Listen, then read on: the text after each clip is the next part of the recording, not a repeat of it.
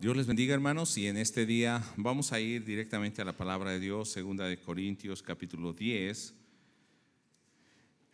En el verso 3 en adelante voy a leer en Reina Valera 60, en otras versiones como Nueva Traducción Viviente, la Biblia de las Américas, que vienen con un lenguaje un poco más actual.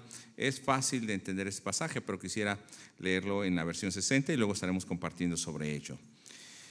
Pablo nos va a hablar acerca de cómo ellos trabajan, cuáles son las estrategias que hacen, porque ha recibido ataques nos va a decir precisamente de una persona y esa está influyendo sobre otras, y dice que está juzgando su ministerio como que no es la manera en la que lo debe hacer, y hasta estas personas, llega a decir aquí en 2 Corintios, se jactan de un historial, sobre todo eran judaizantes, o llegan a llamarse, y la Biblia lo dice, superapóstoles, ¿no? Como en actualidad hay personas que se ponen esos títulos. Pero bueno, y Pablo va a defender que el trabajo que está realizando lo hace de esta manera porque tiene un propósito y tiene un efecto.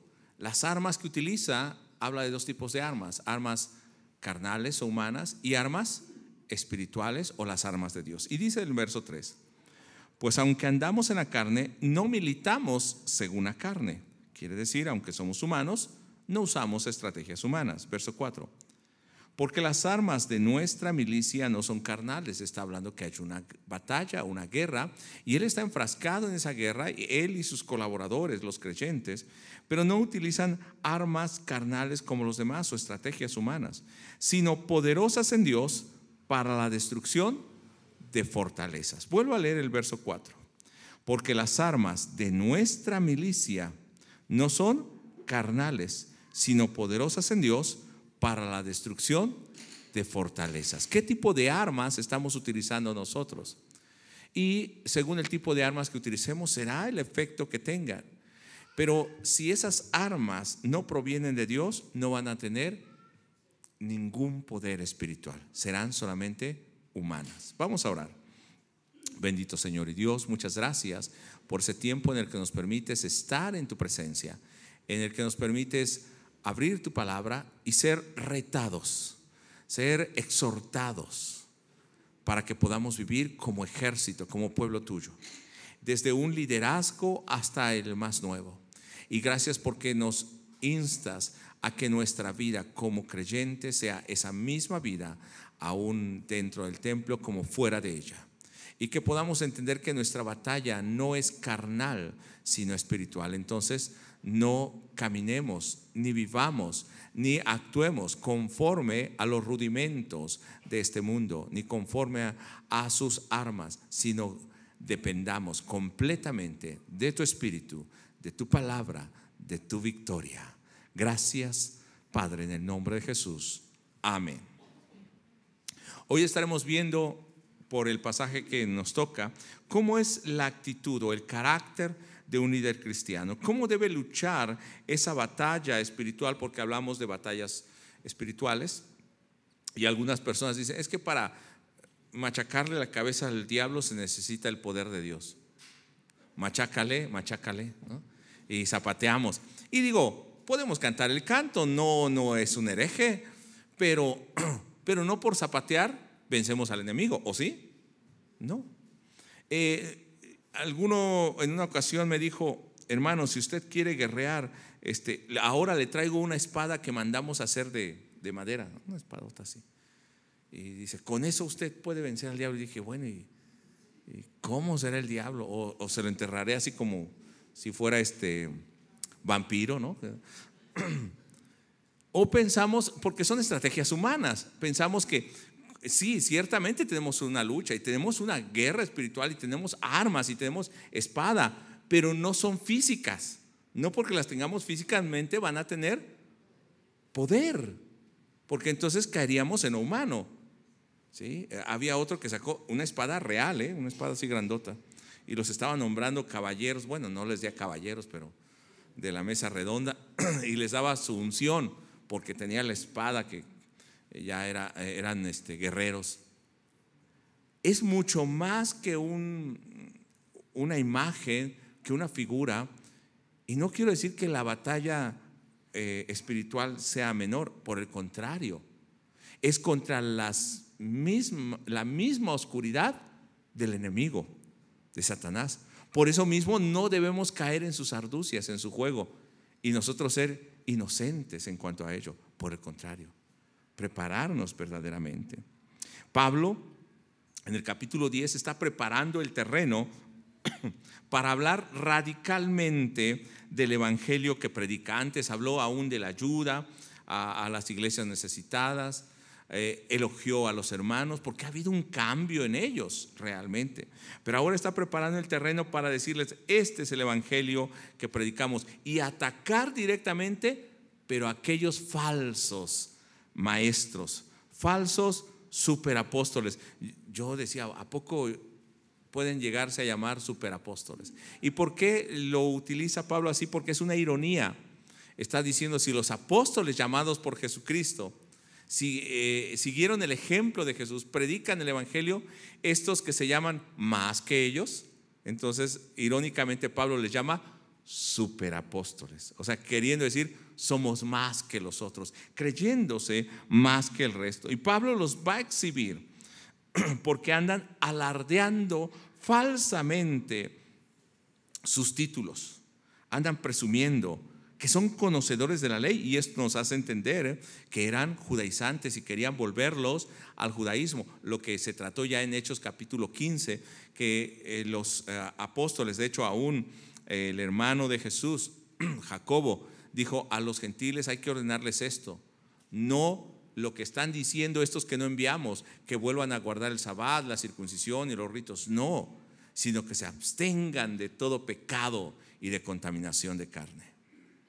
porque Cristo es suficiente, ¿o no, hermanos? Entonces, estos se consideraban conocedores de la ley, con habilidades, con tradición mayor que los otros. Pero realmente esto que estaban presumiendo conducía a los oyentes al error, a doctrinas heréticas. Y estos, en lugar de ser siervos del Señor, aunque se consideraban superapóstoles, dice que Pablo que realmente están siendo usados por el error, por Satanás.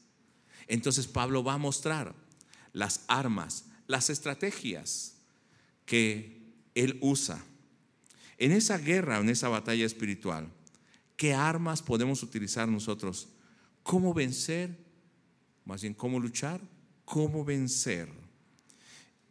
Pero ¿cómo tener una victoria en Cristo, no en nosotros? Porque pueden haber éxitos humanos, pero no pasarán de ahí. Pero cuando hacemos las cosas dirigidos por el Espíritu de Dios, proviene de Él la victoria y es para Él la gloria. Cuando el hombre lo hace, él lo está haciendo y él se lleva la gloria. O sea, el hombre se lleva la gloria. Y esto no honra a Dios. Veamos primero cómo es el carácter en el capítulo 10. El carácter de ese verdadero líder o apóstol cristiano. Como apóstol de la iglesia de Corinto, porque él levantó esa iglesia, se dirige a ellos. Tenía autoridad. Pero en el capítulo 10, verso 1, dice de esta manera: yo, Pablo, os ruego por la mansedumbre y ternura de Cristo. Yo, estando presente, ciertamente soy humilde entre vosotros, mas ausente soy osado para con vosotros. ¿Qué es lo primero que está presentando Pablo? La manera en que habla. Y aquí vamos a decir algo. No es el que sea correcto o no sea correcto. Y es importante. Pero aún siendo correcto lo que decimos, el cómo es importante. El cómo lo decimos y cómo lo presentamos.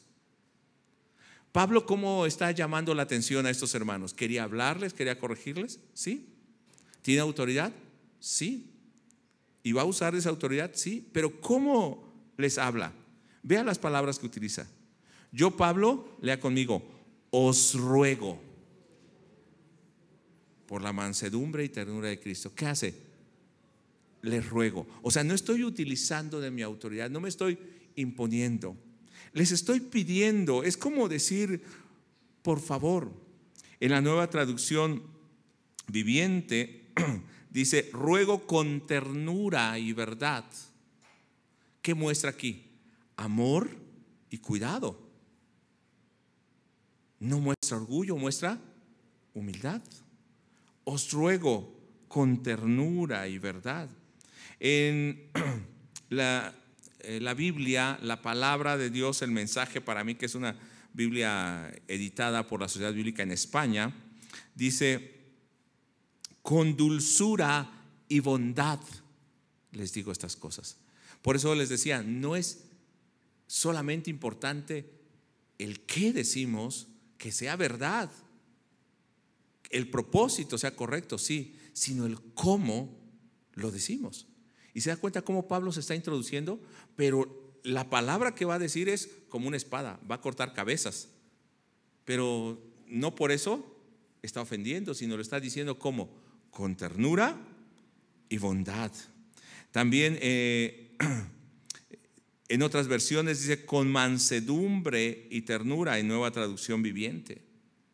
¿Cómo es que nosotros podemos ver el carácter de Pablo y podemos vernos nosotros? Y aún en el verso 1 dice, soy humilde entre vosotros. No se considera más que el resto, se considera uno entre ellos, humilde. Queremos que los hermanos oigan, que los hermanos escuchen. Queremos enseñar lo correcto. No solamente es qué decimos, sino el cómo lo decimos. Recuerdo al hermano Juanito de Cruzada Estudiantil, hace mucho, no sé si todavía viva el hermano, y él compartía esto, que lo escuchó de otra persona y así, bueno. La verdad convence, y puedes dar argumentos y convence, pero el testimonio arrastra. Más que le digas a alguien qué hacer es, muéstralo, vívelo. Y Pablo es lo que está haciendo. Y de hecho ya en Romanos, él había usado este tono hacia los hermanos y les dice en Romanos 12, verso 1, os ruego por la misericordia de Dios que presentéis vuestros cuerpos en sacrificio vivo, santo y agradable a Dios. O sea, les está diciendo, sí, corrijan su vida, anden en santidad, pero ¿cómo les dice? Les ruego. Pero no solamente es porque no tenga autoridad, no, sí, él tiene autoridad, sino para que ellos entiendan aún en lo profundo de su corazón el deseo de Pablo. Ustedes cambien esa vida, sean llamados como ese pueblo con amor. Les suplica. Y en el capítulo 10, verso 9, donde estamos, dice, para que no parezca como que os quiero amedrentar por cartas. O sea, él no pretende ser atrevido, forzarlos, no es una intención asustarlos con lo que escribe. En el verso 13 dice, pero nosotros no nos gloriamos o gloriaremos desmedidamente. O sea, no queremos imponernos y decir, aquí soy, recuerdo un pastor de una iglesia grande, el pastor Rafael Salinas, algunos lo han de conocer. El pastor Rafael Salinas decía, es que no sé si siga predicando él en su iglesia o no, pero él decía, no querramos decir que somos el MMPF. ¿Qué es el MMPF? El mero papas fritas. No soy el que parte aquí el queso, el mejor. No, soy uno más. No quiero imponerme, no quiero gloriarme desmedidamente, tomar mi autoridad. En otras versiones, en Nueva Traducción Viviente, dice, no quiero jactarme o aprovecharme de mi autoridad. Pero aún a pesar de este tono amable, él está dispuesto, resuelto a actuar con firmeza. Dice en el capítulo 10, verso 2, ruego pues que cuando esté presente no tenga que usar de aquella osadía con que estoy dispuesto a proceder resueltamente contra algunos que nos tienen como si anduviésemos según la carne. O sea, aunque ruego, soy firme y no quiero ofender o llamar la atención fuertemente, porque hay algunos que están en contra del ministerio. Y yo me imagino a Pablo a la distancia, orando, llorando, porque finalmente los corintios eran como sus hijos. Y él dice: por quienes vuelvo a sufrir dolores de parto, literalmente, los amaba. Pero ¿qué siente usted cuando ama a un hijo y el hijo se rebela contra usted? Cuando su amigo más querido lo traiciona. ¿Cómo se siente? Defraudado, ¿no? Así se sentía Pablo. Era como nosotros, un hombre normal. Entonces, Pablo está rogando con ternura y verdad, pero va a ser firme en lo que quiere llamar la atención. Y en estas palabras él está mostrando un profundo amor hacia los corintios, pero también un profundo enojo contra el descrédito, contra que sean arrastrados a una falsa enseñanza.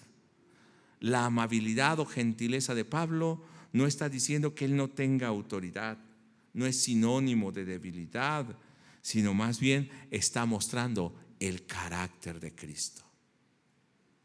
No se necesita gritar para tener autoridad. Así que esposo o esposa, si le gritas a tus hijos o a tu esposa pensando que de esa manera vas a tener más autoridad, si cuando hablas con alguien pones cara agria como, no, esa es mi cara, así soy yo. Hermano, no por eso vas a tener más autoridad. La autoridad no proviene de eso. La autoridad proviene de la palabra de Dios, del carácter de Cristo en tu vida. ¿Quieres tener autoridad? Vive la vida de Cristo. Pablo quiere corregir los chismes, quiere corregir las acciones de algunos creyentes, y de hecho, gracias a Dios, dice que hay algunos, no son todos, sino recuerde que ya ellos habían vuelto a esa amistad con Pablo y han aceptado la corrección. Pero hay algunos ahí que llegaron después del judaísmo que dicen: no, Pablo no merece ese respeto. Nosotros aquí sí somos los MMPF. Bueno, ya sabe la abreviación. Eso no está en la Biblia. Bueno, la razón entonces es que a pesar de su forma amable, el ministerio de Pablo no está dirigido por la carne. Aunque él quiere establecer la palabra de Dios, no está dirigido por la carne, sino que el evangelio, la enseñanza de Jesús, la dirección del Espíritu Santo. De hecho, él fue con los apóstoles, los primeros apóstoles, en el capítulo 15 de Hechos, para confirmar que lo que estaba hablando fuera correcto. De hecho, lo dice en Gálatas, para ver que no estuviese enseñando algo que fuera incorrecto. Y los hermanos, dice que los apóstoles le dieron la mano en señal de hermandad. Está bien, sigue predicando. Tú ve a los gentiles, nosotros vamos a los judíos. Y dice en el verso 3: pues aunque andamos en la carne, no militamos según la carne. O sea, tenemos una batalla. Algunos nos dicen que actuamos en nuestro deseo. Eso de andar en la carne es en nuestro deseo, que es nuestra voluntad, es lo que nosotros queremos hacer. No. En la palabra de Dios, el mensaje de Dios para mí, la versión que les decía de España, este pasaje en el verso 3 dice: soy ciertamente humano, pero no lucho por motivos humanos. Ni mis estrategias son humanas, ni mis motivos son humanos. Mi lucha tampoco es física. Pablo nos va a hablar de esto en Efesios capítulo 6, no vamos a ir ahí. Pero nos va a hablar acerca de esa lucha. Y hermanos, el carácter humilde de Pablo busca que la fe de los creyentes no esté fundada, de hecho nos habló creo que Fátima acerca de esto, no esté fundada en Pablo, ni en la habilidad de Pablo, no no se apoyen en él, sino que vean a Cristo. El carácter humilde de Pablo también es para no aprovecharse del trabajo de otro. Y dice: solamente trabajaré y plantaré donde Cristo no haya sido predicado antes. Lo hace porque no quiere vanagloria, o sea, reconocimiento. No está mostrando orgullo, no quiere gloriarse en sí mismo, en el trabajo que ha realizado. De hecho, él decía: lo he llenado todo, hasta el lírico, de la palabra de Dios.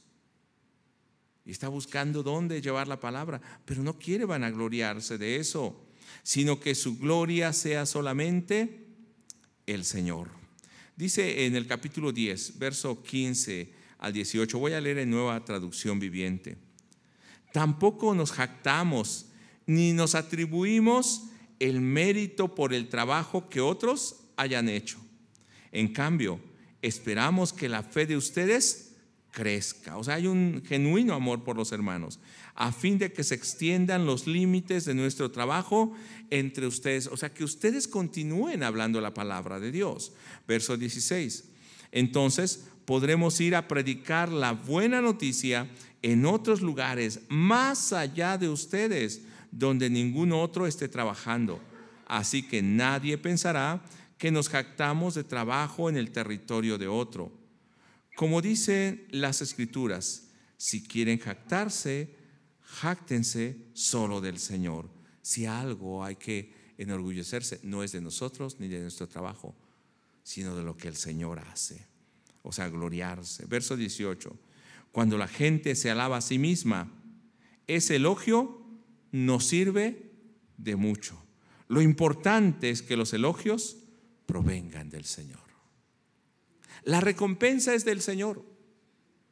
No busco la recompensa del hombre. ¿Qué buscamos nosotros, hermanos? Y nos quedamos callados. Yo creo que a veces una palmada, un abrazo, un reconocimiento es bonito, ¿no? De parte de los hermanos, de la iglesia, sí, pero esa no es nuestra recompensa. La recompensa viene de Dios. Y cuando alguien te exalta o alguien te elogia mucho, puede que te quiera mucho, pero eso es un daño, porque el hombre es como la harina. Le ponen levadura, se empieza a creer, y se le pasa el tueste y se quema, se baja. Hermano, no dejemos que eso nos mueva el piso. Cuando venga algo así, ve y humíllate ante el Señor. El capítulo 11, verso 9 de 2 Corintios, vea el carácter de Pablo.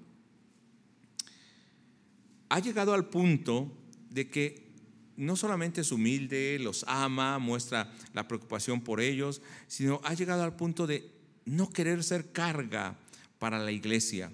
En Nueva Traducción Viviente dice el 11:9: cuando estuve con ustedes y no tenía lo suficiente para vivir, ¿no era responsabilidad de la iglesia apoyarle? Porque estaba trabajando para ellos, ¿sí o no? Dice que a veces de día y de noche. Dice: pero no llegué a ser una carga financiera para nadie, pues los hermanos que llegaron de Macedonia me trajeron todo lo que necesitaba. Nunca he sido una carga para ustedes y jamás lo seré.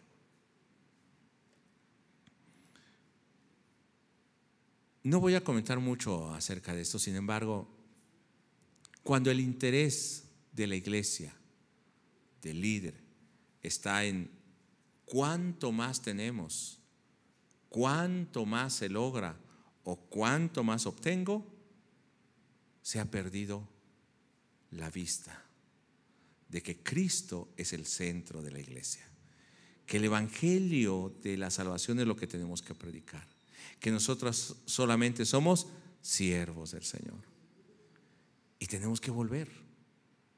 Puede llegar a pasar esto, sí, pero tenemos que volver a centrarnos. Tenemos que traer ese super apóstol, super yo, que se quiere revelar nuevamente, que quiere saltar, traerlo humillado a los pies de Cristo. Porque hay una batalla una batalla espiritual, una guerra espiritual. Y esa guerra, ¿qué nos dice Pablo? Porque no tenemos lucha contra carne y sangre, sino contra principados, contra potestades, contra gobernadores de las tinieblas en las regiones celestes. Dice, por tanto, vístanse de toda la armadura de Dios para que puedan estar firmes contra las acechanzas del diablo, y habiendo terminado todo, estar firmes. Pero pensamos que esa lucha espiritual está contra los hermanos, contra Artemio, contra Elizabeth, contra los hermanos allá atrás. Es que tú. No, esa batalla más fuerte, la batalla más sangrienta, puedo decir, de una guerra espiritual está en nosotros mismos. Ahí es donde se libran grandes batallas. Y cuando hemos vencido ahí, tenemos victoria en todas las áreas. Pablo mostraba cómo esa batalla espiritual necesita también armas espirituales, y él lo maneja de esta manera, como si fuese un espadachín o un hombre en la guerra, un hombre que agarra, me imagino, ¿no? Ahora las películas medias hollywoodenses, ¿no? Que agarra 2 espadas, porque dice déjame ver, en 2 Corintios 6 dice espadas, o más bien armas a diestra y siniestra. O sea, tengo un arma con la derecha y un arma con la izquierda, y con esas estoy luchando. O sea, es tan fuerte la batalla que no podemos darnos el lujo de estar descansando. Y dice que estas armas de Dios están, y ahí nos va a hablar de esas armas a diestra y siniestra, y lamentablemente no son las armas que nosotros pensamos, sino va a describir ahí armas como pasar hambres, desvelos, naufragios, encarcelamiento, persecuciones, peligros en el campo, en la ciudad. O sea, ¿quién es que tenía esa batalla? Él decía, yo ya no quiero seguir. O sea, me rebelo a seguir sufriendo, ¿no? Pero él tenía esa lucha porque le había sido impuesto el llevar la palabra, el evangelio de Dios.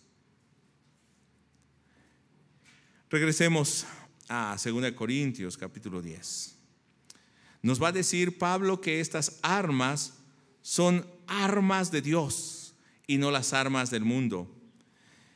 Y esas son las armas que nosotros utilizamos. Dice en el capítulo 10, verso 4 al principio, en Nueva Traducción Viviente: usamos las armas poderosas de Dios, no las del mundo. O sea, las armas del mundo, las estrategias del mundo son débiles. Las armas de Dios son fuertes. ¿Para qué, hermanos?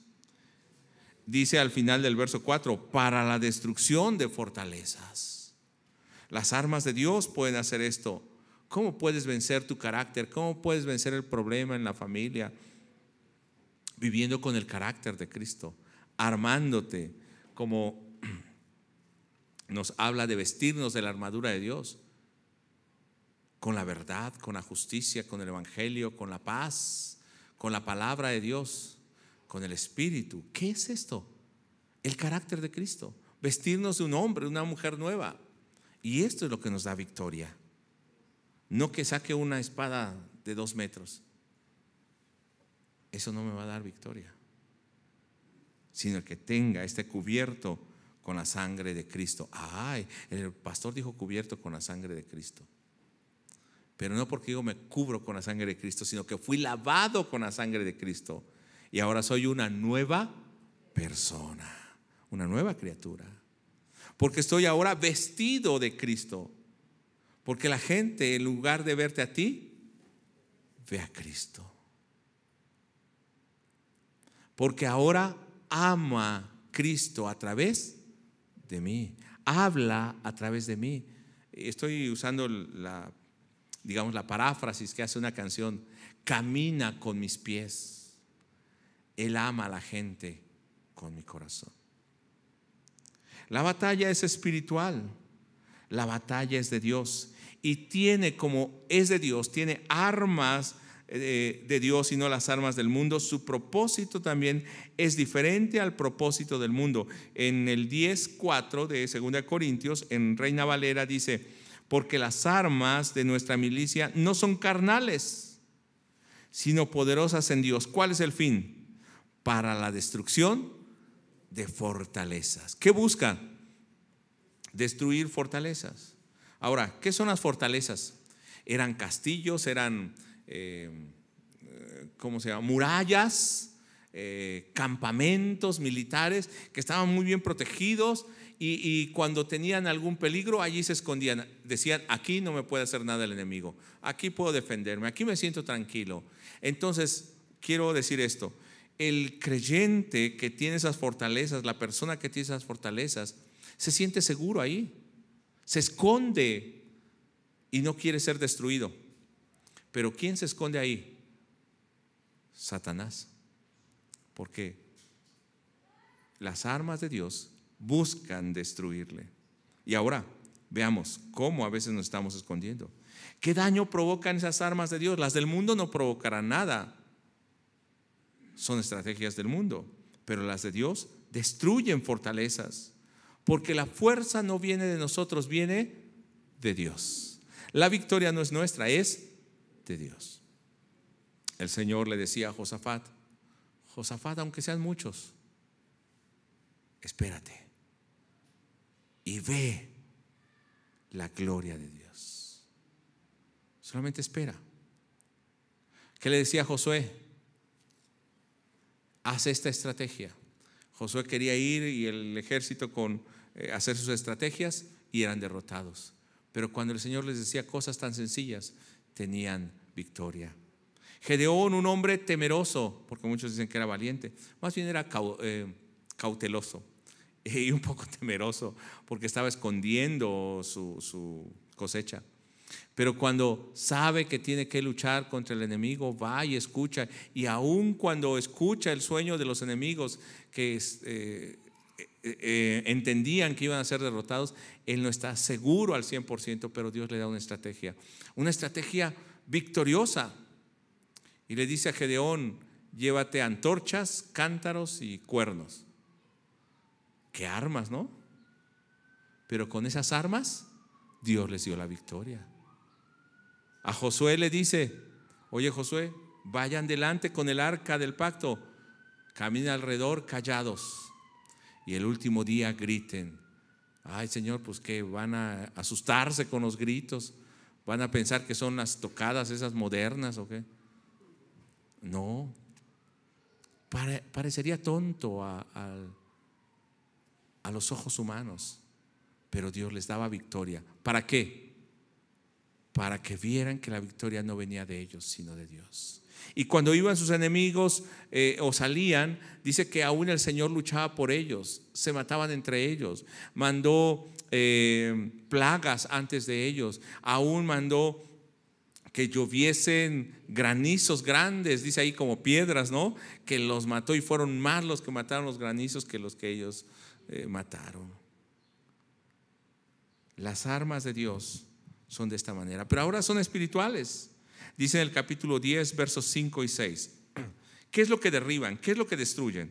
Leamos los dos versos para ver completamente.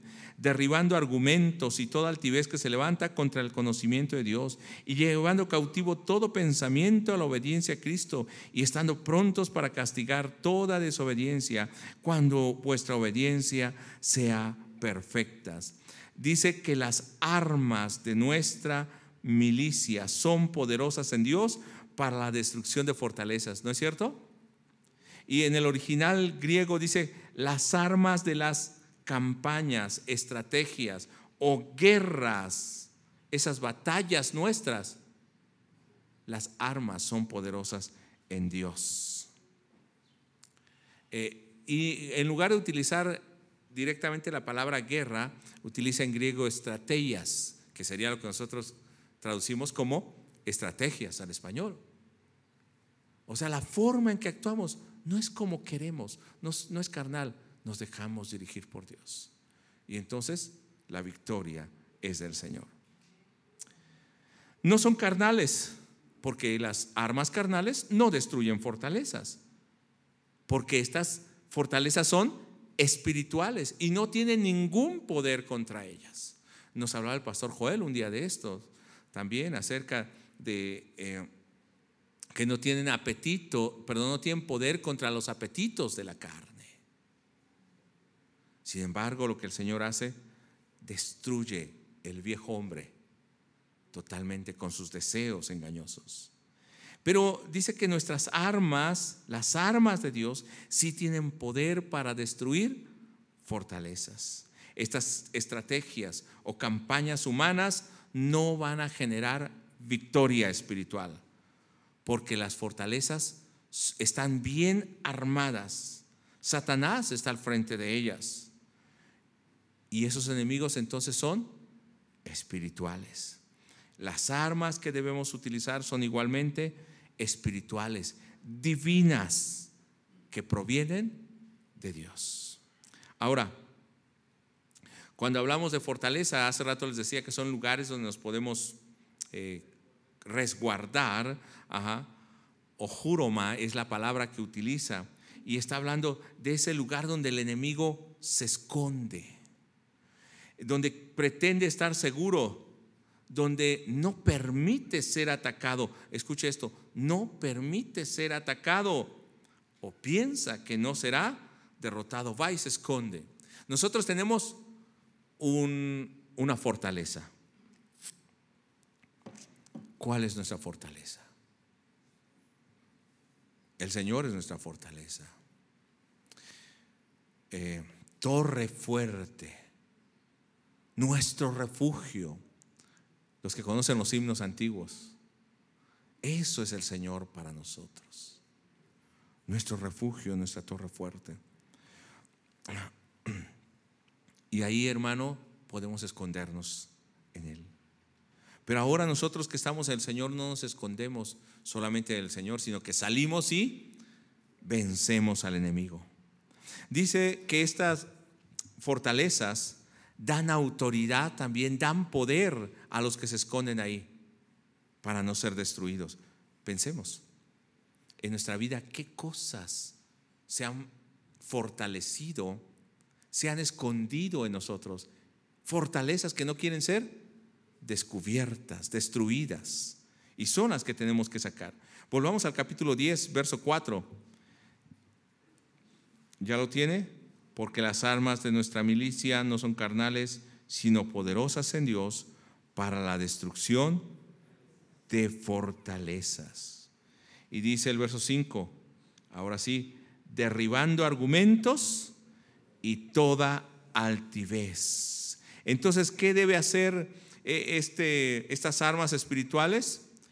Derribar las fortalezas de razonamientos humanos, dice Nueva Traducción Viviente, y para destruir argumentos falsos. ¿Dónde está entonces la fortaleza? En los razonamientos y en los argumentos falsos. Es que yo no hago esto, yo no acepto esto de la Biblia, o yo no lo quiero así. ¿Quién es el que se opone a esto? Mi razonamiento, mis argumentos. Y argumento es poner bases o fundamentos propios, mis propios fundamentos que son erróneos, los falsos pensamientos de la filosofía, o por qué no, de la teología pagana, en este caso de la teología y la filosofía griega que enfrentaba Pablo, que predominaba entre los corintios. Se han levantado fortalezas espirituales, estaba entrando el legalismo, la religiosidad, el judaísmo, y dice, esas fortalezas con las armas de Dios, ¿qué pasa? Son destruidas. ¿Tienes esos razonamientos, hermano? Esos argumentos que no te dejan crecer, que no te dejan disfrutar de la presencia de Dios. Con las armas de Dios, derríbalos. Los filósofos de ese momento, los sofistas, se jactaban de la demagogia, o sea, querían ganar por razonamientos o argumentos, aunque fuesen falsos, querían ganar un debate. Para ellos eso era la victoria. Y los falsos maestros era lo que hacían, exponían argumentos para decir que tenían razón, aunque no fuese bíblico, y hoy también lo hacen de la misma manera. La felicidad para ellos los llevaba a bueno, gané ese discurso, no importa cómo viva. De hecho, para el griego, la felicidad era el poder disfrutar de todo y los excesos, para los sofistas, ¿no?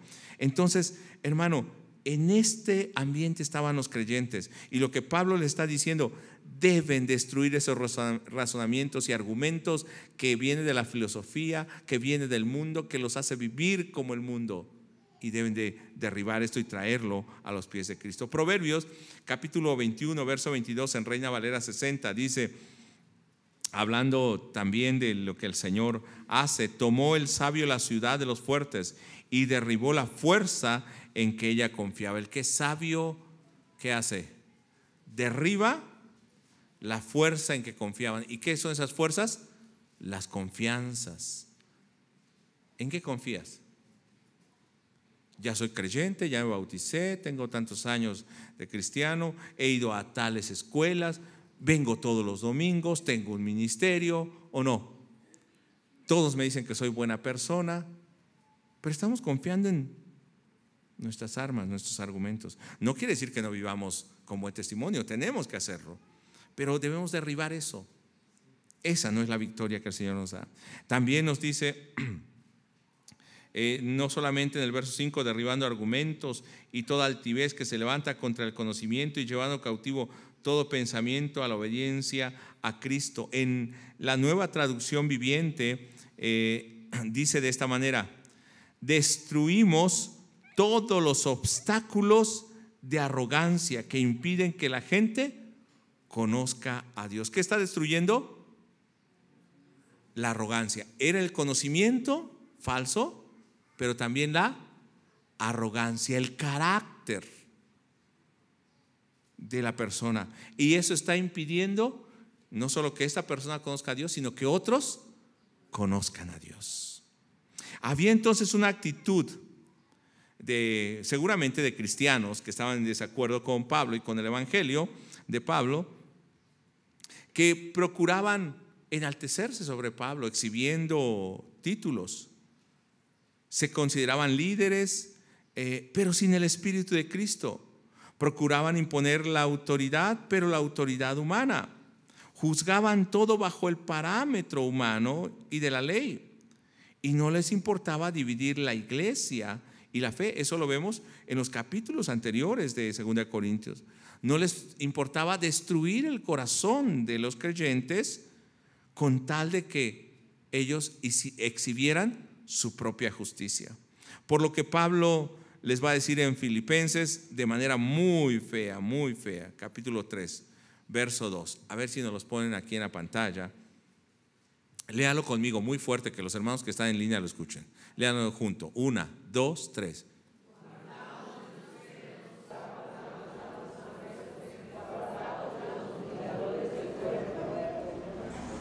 ¿Cómo le llama a este tipo de personas? Perros, malos obreros, mutiladores del cuerpo, porque predicaban la circuncisión. Qué feo, ¿verdad? Así que cuando dice muy amablemente al principio, estaba preparando el terreno para soltar la espada y cortar cabezas. Pero dice, miren cómo hablamos nosotros, qué buscamos, pero esta gente, ¿qué busca? Mutilar no solamente el cuerpo. De hecho, llega Pablo a un punto cuando está tan enojado que dice, si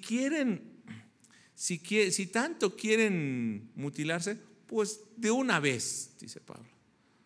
O sea, decía, si tanto quieren circuncidarse, pues que se castren de una vez, si eso es lo que quieren. O sea, porque estaba tan enojado Pablo, ¿no? Porque ellos confiaban ¿en qué? En la carne. No estaban confiando en el Señor. Eso nos dice Filipenses 3:4.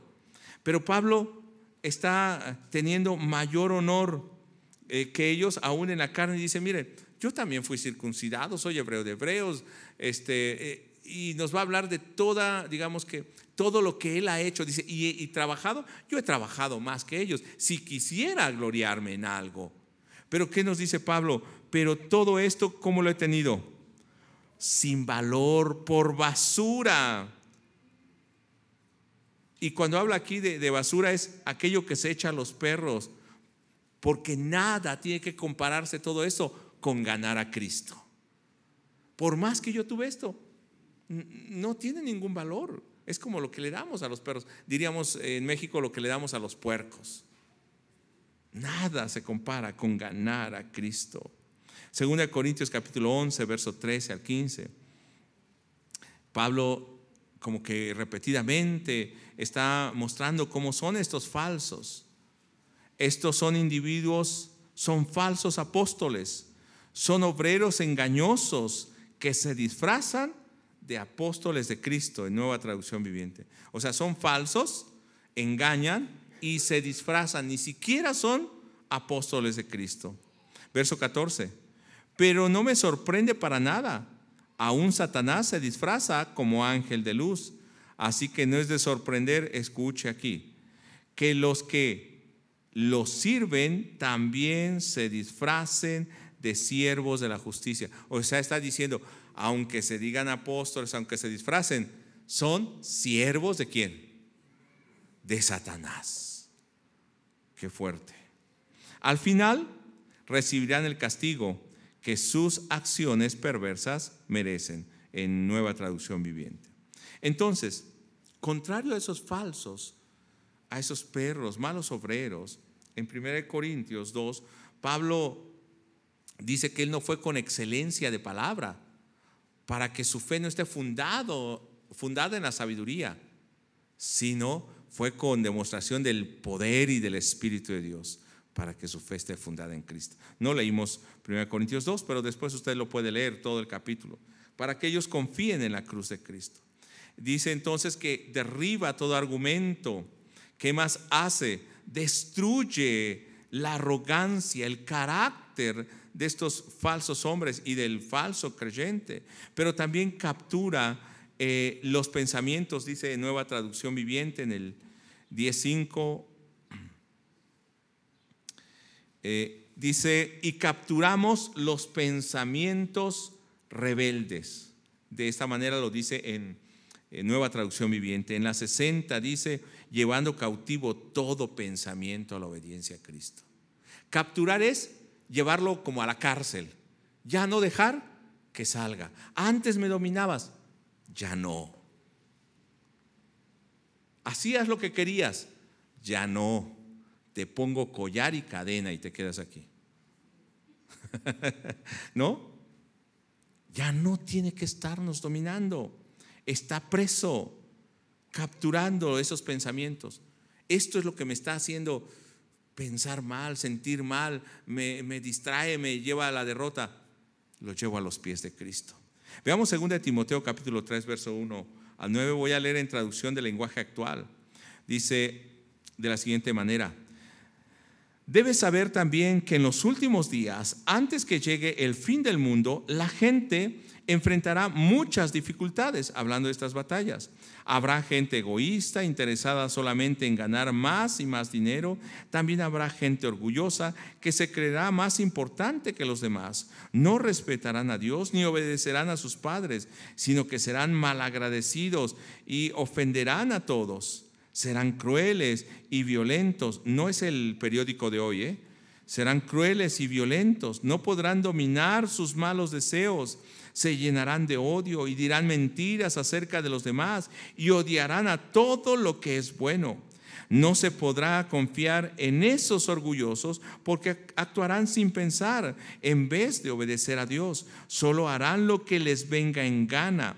Dirán que aman y respetan a Dios, pero con su conducta demostrarán lo contrario. No comento nada, hermano. Está clara la palabra. No te hagas amigo de esa clase de gente, porque tienen la mala costumbre de meterse en cualquier casa para engañar a las mujeres tontas y pecadoras que son incapaces de dominar sus malos deseos. Siempre están queriendo aprender algo nuevo, pero nunca llegan a entender la verdad. Esa clase de gente es enemiga que se dé a conocer el verdadero mensaje de Dios. Tienen mente corrompida y no han aprendido a confiar en Dios, pero no seguirá así por mucho tiempo. Todos habrán de darse cuenta de que esa gente es estúpida. Yo lo estoy leyendo, hermano. como lo era Janes y Jambres, los brujos que estaban en contra de Moisés. Y quiero decir algo aquí, hermano. Si tu vida espiritual no es de victoria, déjate de juntar con esas personas. Porque te vas a dar cuenta que las personas con las que te juntas son personas derrotadas espiritualmente, que están solamente en crítica, que no conocen al Señor. Busca hermanos maduros y tú serás uno de esos maduros. Busca gente mala y júntate con ellos y serás uno de ellos. ¿O no, hermanos? Porque no porque se nos pegue, sino porque vamos a ir aprendiendo. Hermano, estas armas poderosas en Dios hacen todo esto, destruyen argumentos, derriban gente orgullosa, corazones orgullosos, llevan cautivo todo pensamiento, pero además dice que enseñan a obedecer a Dios. Y dice, llevando cautivo todo pensamiento, ¿a dónde? A la obediencia a Cristo. Estas armas, si realmente están actuando en nosotros, deben llevarnos a obedecer a Cristo. Y en la versión Nueva Traducción Viviente, el verso 5 y 6 dice, enseñamos a las personas a obedecer a Cristo, y una vez que ustedes lleguen a ser totalmente obedientes, les enseñan a obedecer a Cristo y que crezcan en esa obediencia. ¿Sí o no, hermanos? Cada día debemos ser más obedientes. Finalmente, hermano, Pablo dice de esta manera en el verso 6, y estando prontos para castigar toda desobediencia, en la versión 60. ¿Qué es lo que busca? En la Nueva Traducción Viviente dice, castigaremos a todo el que siga en desobediencia. Pablo, aunque ruega y aunque los ama, expone que deben de traer todo eso a los pies de Cristo, el pensamiento, el carácter, traerlo dominado al Señor, no dejar que se salgan esos pensamientos, que haya dominio propio. Pero dice ahora, enseña que obedezcan a Cristo, y cuando ya están obedeciendo a Cristo, a que corrijan su forma de vida. En el capítulo 10, verso 4 y 6, voy a ir concluyendo. Voy a leer en la palabra el mensaje de Dios para mí. Dice de la siguiente manera, hablando acerca de esas armas divinas. Dice, ponen en evidencia esas fortalezas que quieren ocultarse para no ser destruidas en el hombre. Verso 4, ni las armas con que peleo son humanas, sino divinas, con poder para destruir cualquier fortaleza, y soy capaz de poner en evidencia toda suerte de falacia o de altanería que se alce contra el conocimiento de Dios. Puedo también someter a Cristo todo pensamiento, está hablando de Él y en los demás también, y estoy preparado para castigar cualquier rebeldía una vez que la obediencia de ustedes sea perfecta. En el capítulo 10, verso 5, creo que es muy importante, derribando argumentos y toda altivez. ¿Estamos dispuestos hoy a derribar todos esos argumentos en nuestra vida? Esas fortalezas. Eso nos hará crecer. Eso nos va a dar victoria. Cuando Pablo se presenta como líder con el carácter de Cristo, está mostrando la obra del Espíritu Santo en su vida, y está mostrando el fruto que ha realizado el Espíritu Santo en él y que puede realizar en el creyente, como dice Gálatas 5. En Efesios capítulo 6, verso 10 al 20, que hace rato también les mencioné, está hablando de cómo pueden cubrirse o vestirse de la armadura de Dios para enfrentar al enemigo, para que puedan derrotar las armas que el enemigo tiene. ¿Y sabe de dónde usa este pasaje Pablo? No crea que él se lo inventó. Lo sacó de Isaías capítulo 59, verso 17, que dice de esta manera: pues la justicia se vistió de una coraza, como yelmo de salvación en su cabeza, tomó ropas de venganza por vestidura y se cubrió de celo como de manto. Está hablando, el creyente de esta manera se debe vestir, y entonces va a vivir con las armas de Dios, como dice Pablo, a diestra y siniestra, teniendo victoria. Pero cuando yo venza mi propio argumento, mi propio carácter, mi propio pensamiento, lo sujete al Señor. Sea obediente al Señor, aprenda a obedecer a Dios, y cuando sea desobediente, corrija eso que no está de acuerdo a la voluntad de Dios. Parece sencillo, pero por eso es muy importante que cada día nos acerquemos al Señor orando y a través de la palabra. Si no, seguiremos viviendo una vida en derrota. ¿Quieres tener victoria, hermano? Toma las armas de Dios. Vamos a ponernos en pie. Las armas de Dios, poderosas para la destrucción de fortalezas. Y voy a pedirle también a los hermanos después de esto que nos ayuden los ujieres. Padre, en el nombre de Jesús oramos para que tu iglesia pueda vivir en victoria, derribando argumentos, toda altivez, derribando o llevando cautivo todo pensamiento, permitiendo que tu iglesia sea obediente, y aún en esa obediencia cada día crezca, Señor, en obediencia, y corrija aquello que se desvíe o que salga del camino. Pero esa es obra del Espíritu tuyo, de tu carácter, de una nueva criatura en nosotros, de personas regeneradas por tu Espíritu. Señor, queremos esa obra cada día en nuestra vida, para que no solamente como iglesia, en comunidad seamos victoriosos, sino cada uno en lo individual seamos victoriosos, en nuestras palabras, en nuestro carácter, en nuestro pensamiento, en nuestra obediencia, en nuestros trabajos, en la escuela, en donde quiera que estemos, tengamos un carácter como el de Cristo, victoria que provenga del Señor. Y Señor, cada día nosotros nos humillemos y nos dobleguemos más bajo el gobierno tuyo. En este momento, Señor, oramos para que podamos ser tu iglesia victoriosa, en el nombre de Jesús. Amén. Dios le bendiga. Puede tomar su lugar.